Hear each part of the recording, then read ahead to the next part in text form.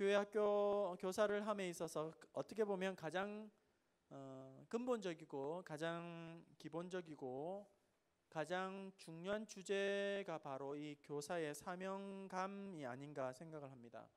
교사가 되는 것도 사명감이 있어야겠고, 교사가 된 다음에 그 교사의 직을 감당함에 있어서도 이 교사의 사명감이라는 것이 어떻게 보면 가장 기초가 되어야겠고, 또 가장 근본적인 베이스, 뿌리가 바로 교사의 사명감이 되어야 하겠습니다.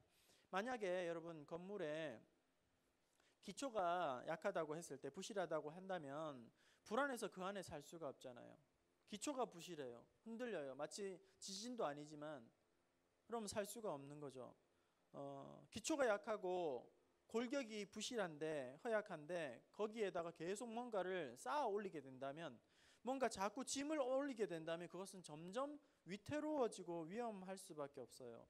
기초가 부족한데, 없는데, 약한데 거기에다가 아무리 좋은 외장재로 꾸미고 최고의 재료로 인테리어를 한다고 해도 기초가 부실하면 그것은 쓸데없는 것에 돈을 낭비하고 마는 것이겠죠. 그렇기 때문에 교사가 되기 위해서는, 그리고 교사가 되었다면 이후에 교사의 직을 잘 감당하기 위해서 그 출발점은, 첫 단추는 무엇보다도 교사의 사명감이 확인되어야 한다는 거예요. 점점 이 사명감이 흐려지고 있다면, 그리고 사명감에 대한 의미조차도 희미해져 버렸다면, 수시로 우리가 다시 한번 이 사명감을 점검을 하고 확인받아야지만 맡겨주신 귀한 영혼들을 제대로 돌볼 수가 있다는 것이죠.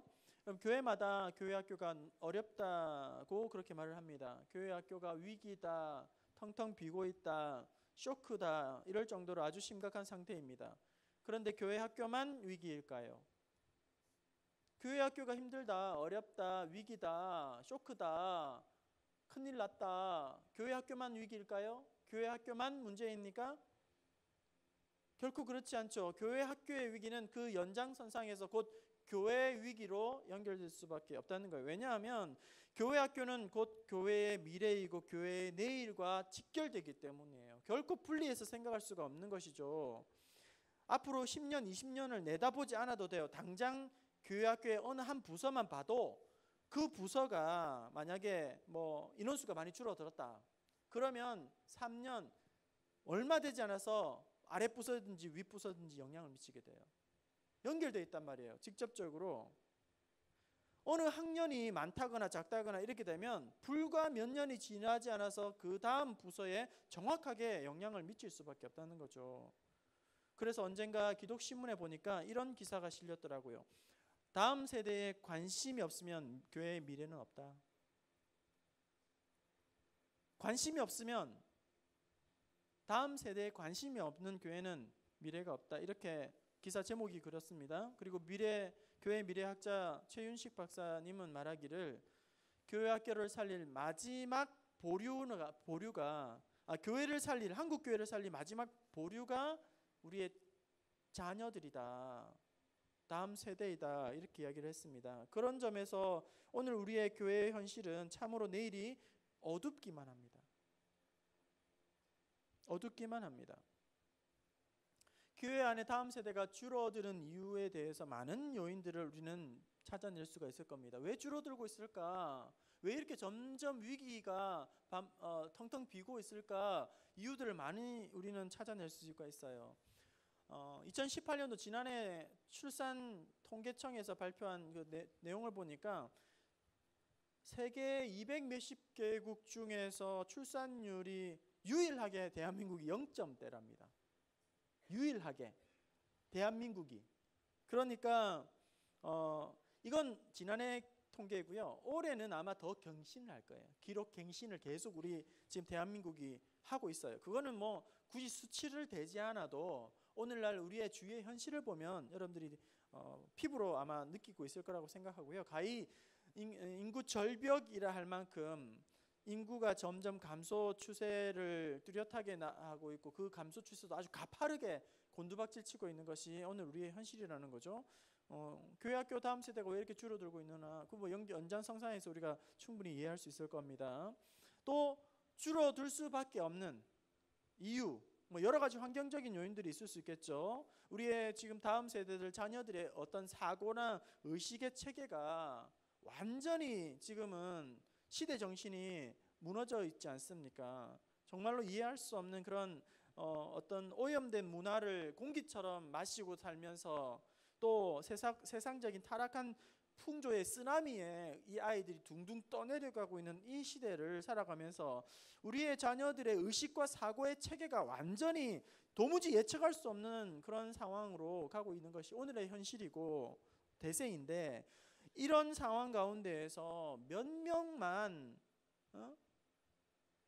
이 아니라 모든 사람들이 다 대동단결해서 특단의 조치를 취하지 않는다면 이런 어두운 미래는 결코 되돌릴 수가 없다 하는 것이 오늘 현장의 정확한 진단일 것입니다. 이런 심각한 상황에서, 이런 안타까운 현실에서, 이런 거대한 어떻게 보면 흐름을 안타깝지만 비관적인 것 같지만 이런 거대한 흐름을 이런 거대한 물길을 가로막고 되돌릴 수 있는 최후의 보루가 저는 교회 학교에 최일선에서 헌신하고 있는 교사라는 거예요. 생각합니다.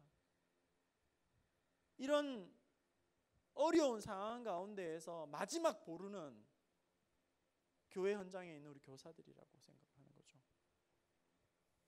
그런데 그런 점에서 우리 선생님들의 고민과 시름이 얼마나 날로 깊어져만 가고 있는 거죠. 마지막 보루가 교사이고 교회의 내일이, 미래가 지금 위기에 놓여 있는 이 현장을 보면서 교사들의 시름과 고민이 날로 깊어져 가고 있는 거예요. 그래서 어떻게 하면 돌파할 수 있을까? 어떻게 하면 아이들이 모일 수 있을까? 어떻게 하면 주일학교를 좀 더 교회 학교를 활성화시킬 수 있을까? 어떤 묘안이 없을까? 아이디어가 없을까? 어떤 쌈박한 방법이 없을까? 어떤 프로그램이 없을까? 뭔가 먹거리를 어떤 걸 줄까? 피자를 줄까? 햄버거를 줄까? 떡볶이를 줄까? 순대를 줄까? 뭐 선물을 줄까? 문상을 날릴까? 모바일 쿠폰을 날릴까? 이모티콘을 날릴까? 또 레크레이션을 해서 아이들을 즐겁게 해줄까? 놀이 문화를 펼쳐볼까? 달란트 시장을 해볼까? 또 어떻게 하면 우리 아이들에게 좀 더 좋은 환경을 마련해 줄 수 있을까? 또 어떻게 하면 재정적인 확대를 해서 아이들을 할 수 있을까? 얼마나 많은 고민과 연구와 실험을 하고 있는지 몰라요. 필요합니다. 이 모든 것들이 필요합니다. 하지만 이것들이 다 유용한 도구가 될 수 있습니다. 하지만 저는 이런 방법론보다 더 중요한 것이 우리 교사 한 사람 한 사람의 사명감이라고 생각합니다. 어떻게 하면 좋을까? 어떻게 하면 좋을까? 이런 방법론보다 더 중요한 것이 교사의 사명의식이고 교사의 열정이라고 생각합니다. 지금은 이 명성을 다 까먹고 부끄러운 모습으로 보여서 참 안타깝지만, 여의도 순복음교회 한창 조영기 목사님 현역 시절에 잘 나가실 때에 조영기 목사님의 흉내를 내는 사람이 대한민국에만 200명이 넘는데 하더라고요. 조영기 목사님 흉내 내는 사람만 따라서 그 특이한 뉘앙스 있잖아요, 그죠? 어떤 말투 있잖아요. 날씨가 좋습니다. 뭐 이렇게 하는 거 있잖아요. 뭐 될 줄 믿습니다. 뭐 이렇게 하면서 이렇게 흉내 내는 사람들이, 따라하는 사람들이 200명이 우리나라 대한민국에만 했다는 거예요. 그런데 여러분, 조영기 목사님을 흉내 낸다고 조영기 목사님이 되는 게 아니잖아요, 그죠? 말투를 흉내 내고 막 제스처를 흉내 내고 막 억지로 그렇게 따라한다고 되는 게 아니에요.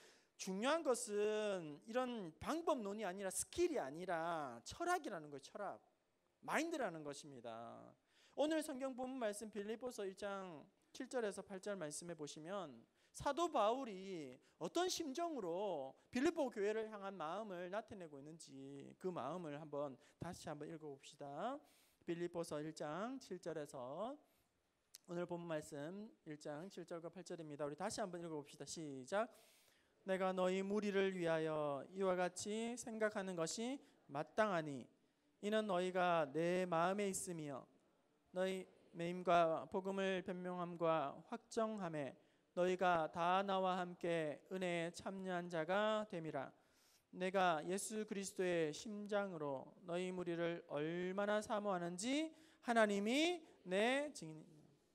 무한 사랑을 가지고 있다. 빌립보 교회를 향한 무한 사랑을 가지고 있는, 무한 애정을 가지고 있는 것이죠. 그리스도의 심장으로. 여러분, 심장이 얼마나 여러분 중요합니까? 심장이 얼마나 너희를 사랑하고 사모하는지를 하나님이 내 증인이시다. 너희가 내 마음에 있다. 내 마음에 떠나지를 않는다.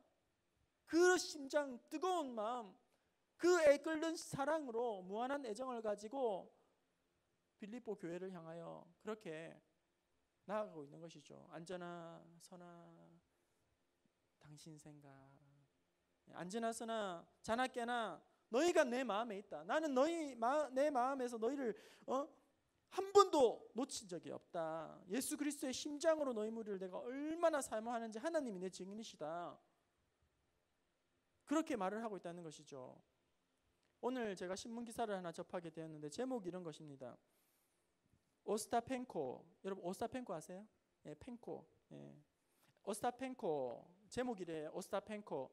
지고도 울지 않으면 테니스를 사랑하지 않는 거야. 게임에 지고도 울지 않는 선수는 테니스를 사랑하지 않는 거야. 이렇게 제목이에요.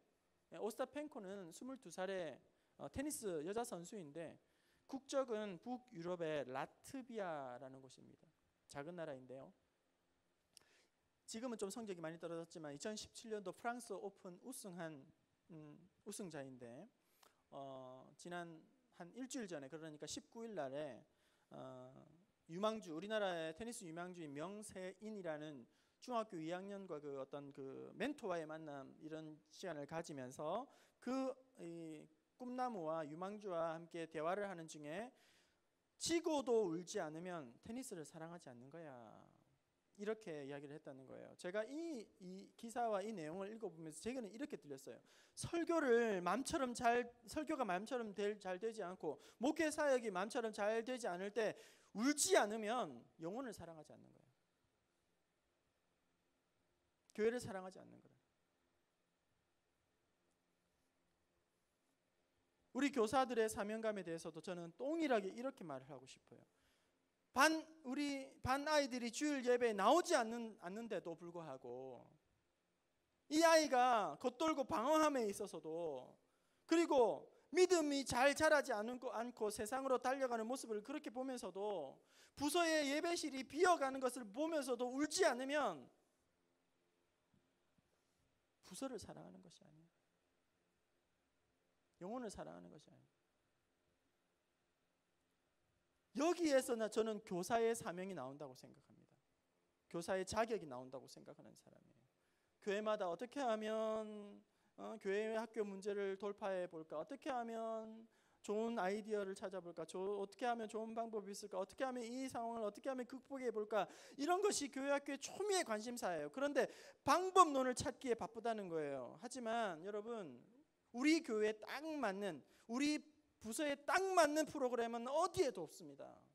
지구 어디에 가보세요. 우리 교회에 딱 맞는, 우리 부서에 딱 맞는 그런 쌈박한 프로그램 아이디어는 없다는 거예요. 누구도 그것을 우리에게 알려주지 않을 겁니다. 왜냐하면 교회마다 다 다르기 때문에. 교회마다 문제가 달라요. 규모가 달라요. 사는 지역도 달라요. 성도 구성원도 달라요. 교사 수도 달라요. 헌신도도 달라요. 재정 여건도 달라요. 시설도 달라요. 교육자의 성향도 달라요. 역량도 달라요. 부장님의 스타일도 달라요. 하나부터 10까지 하나도 같은 게 없어요. 가져와봤자 우리께 안 된다는 거예요. 그래서 어떻게 할까? 어쩌면 좋을까? 이런 방법보다 더 중요한 것이 교사의 사명감이고 교사의 정체성이고 교사의 열정이라는 거예요. 교사의 이 방법론은 이 사명감과 열정이 바로 서기만 하면 방법론은 그 다음에 자연스럽게 따라오게 되는 거예요. 방법론은 애끓는 심정으로 매달리다 보면 방법은 찾아내기 시작하게 되는 거고 자연스럽게 그것을 따라오게 되어 있다는 거예요. 여러분, 저는 주일학교의 싸움이 아이들의 싸움, 얼마나 모이나 안 모이나의 싸움이 아니라 저는 전적으로 교사의 싸움이라고 믿는 사람이에요. 또리또리한 아이들이 있나 없나를 떠나서 저는 교사의 싸움이라고 믿는 사람입니다. 부서에 여러 가지 문제들이 있겠죠. 환경적인 문제들, 재정적인 문제들, 다양한 문제들, 이 모든 한계를 뛰어넘는 것이 교사의 역량이라고 저는 믿습니다. 신문지를 펴고도 교회가 미어 터질 수도 있고, 계단에 앉아서도 아이들이 운집할 수도 있고, 아주 좋은 환경에서 방방들이 아이들의 교사 공부를 하고, 시간 되면 간식을 주고 선물을 공세를 하고, 그리고 아이들에게 막 에버랜드, 롯데 다 몰고 다니면서 먹이고 입히고, 그렇게 하지 않아도 교회 학교가 어려운 이유로 여러 가지 문제를 제기할 수 있겠죠. 시대적인 문제들, 환경적인 문제들, 문화적인 문제들, 다양한 변수들을 이야기할 수 있겠지만 이 모든 변수를 뛰어넘는 것이 교사의 변수라는 거예요. 교사의 변수가 절대적인 거라는 겁니다. 부서에 좋은 음향시설이 있으면 좋지요. 하지만 여러분, 음향시설이 없어도 됩니다. 교회 학교 넓은 예배실이, 넉넉한 예배실이 크면 좋지요. 하지만 꼭 그렇지 않아도 된다고 저는 생각합니다. 재정이 경제적으로 많이 넉넉해서 마음껏 풍족하게 아이들을 먹이고 선물을 줄 수 있으면 좋지요. 하지만 재정이 좀 부족해도 된다고 생각합니다. 왜냐하면 이 모든 한계와 문제들을 다 뛰어넘게 하는 것이 교사의 역량이기 때문입니다. 오늘 주일학교, 교회학교가 이 위기라고 했을 때에, 이 위기는 저는 아이들에게 위기에서 온 것이 아니라 교회 학교의 위기는 어른들의 위기에 온 것이고, 부모들의 위기에서 온 것이고, 교사의 위기에서 왔다고 저는 생각합니다. 그래서 요즘 아이들은 너무 버릇이 없어. 요즘 아이들은 너무너무 문제가 많아. 요즘 아이들은 너무너무 드세. 요즘 아이들은 너무 세상에 물들어 있잖아. 이렇게 아이들을 탓하면 저는 핵심을 멋지게 빗나갔다고 생각하는 사람이에요. 핀트를 잘못 맞췄다고 생각합니다. 모두 다 어른 탓이에요. 다 어른 탓입니다. 교사 탓입니다. 부모 탓입니다. 여기에 저는 답이 있다고 생각하는 사람이에요. 여기서부터 문제의 실마리를 찾아내야 되는 거지, 다른 것에서 하면 저는 보기 좋게 핵심을 빗나갔다고 생각하는 사람이에요. 여러분, 부흥을 주시옵소서. 하나님, 부흥을 갈망합니다. 여러분, 이 부흥 하는데 이 부흥이 뭐냐면, 부흥이라고 하면 여러분 뭔가 새로운 것들이 들어와 가지고는 활기를 불어넣고 활기를 생기게 하고 뜨거워지고 폭발력 있게 성장하고, 부흥하면 뭔가 뒤집어 엎고 이런 걸로 생각하지만, 성경이 말하는 참된 부흥은 뭐가냐면 없는 것이 들어오는 것이 아니라, 부흥의 다른 이름은 회복이라는 거예요. 회복. 잃어버린 걸 회복한다는 거예요. 놓쳐버린 걸 회복한다는 거예요. 하나님 앞에서 잃어버린 거룩을 회복하는 것이 우리가 부흥인 것이죠. 잃어버린 우리가 순결을 회복하는 것이, 그것이 하나님께서 기뻐하시는 부흥을 주시는 길이라는 거예요. 우리가 부흥하는 길은 하나님과의 깨어진 관계를 회복하는 길이, 그것이 부흥이라는 겁니다. 오늘 우리 아이들이 영적인 방황이 끝나는 것도 하나님과의 관계가 다시금 회복되는 것, 그것으로 말미암아 우리 아이들이 살아나고 다시금 우리의 부서가 부흥하게 되는 것이죠. 아버지의 품을 떠난 탕자가 어떻게 회복되었습니까? 아버지의 품을 떠나 세상으로 날려갔던 둘째 아들 이 탕자가 어떻게 마지막에 회복이 되는 거죠? 본디 자리에 돌아오면서 회복이 되는 거예요. 자기가 있어야 할 그 자리에 돌아오면서 모든 것이 회복이 됩니다. 신분과 모든 것이 아버지의 품으로 돌아오면 이제 다 회복이 되는 거예요. 여러분, 부흥은 없던 것을 외부에서 가져오는 것이 아니라, 부흥은 어느 날 외부에서 특별한 교사가 혜성처럼 나타나서 우리의 부서를 뒤집어 엎는 것이 아니라, 그래서 그 부서의 분위기를 180도 바꿔놓고 부흥시키는 것, 전문가, 교육 전문가, 전공자들을 영입해서 하는 것이 아니라, 부흥은 누가 대식시켜주는 것이 아니라, 부흥의 주역은 바로 잃어버린 사명감을 회복한 저와 여러분이라는 것입니다. 혹시 여러분 자신을 한번 점검해 보세요. 교사로서의 어떤 마음가짐으로 오늘 나는 아이들을 맞이하고 있는가? 어떻게 하고 나의 신앙생활을 하고 있는가? 교사로서 사명감이 많이 희미해져 있지는 않는가? 교사로서의 사명의식이나 열정이 싸늘하게 냉랭하게 얼어붙어 있지는 않는가? 교사로서의 감당함에 있어서 어떠한 감사나 기쁨이나 감격도 없이 어느 순간부터 매너리즘에 빠져서 딱딱하게 형식적으로 굳어 있지는 않은가? 여러분 처음부터 이렇지 않잖아요. 우리 이렇지 않지 않습니까? 처음에는 얼마나 마음속에 하나님 참 제가 부족합니다. 지식도 부족하고 경험도 부족하고 너무나도 서투릅니다. 하지만 그런 순수한 열정이 있었잖아요. 아이들 이름 불러가면서 기도를 하는 그런 열심이 있었지 않습니까? 공과를 잘 모르니까 몇 번 읽어가면서 줄쳐가면서 암기하면서 그렇게 우리 아이들 만나고자 했지 않습니까? 부들부들 떨면서 작은 일까지도 하나님 앞에 감사하면서 아이들이 어떤 날을 볼까 하고 솔선수범하면서 그렇게 감당하지 않았습니까? 하나님 자격 없는 나를 천하보다 귀한 영혼을 맡겨주셨는데 하나님 어떻게 해야 됩니까? 그렇게 하나님 앞에 간구하지 않았습니까? 그 처음 마음, 본디 마음을 우리가 다시 회복하지 않으면 안 된다는 겁니다.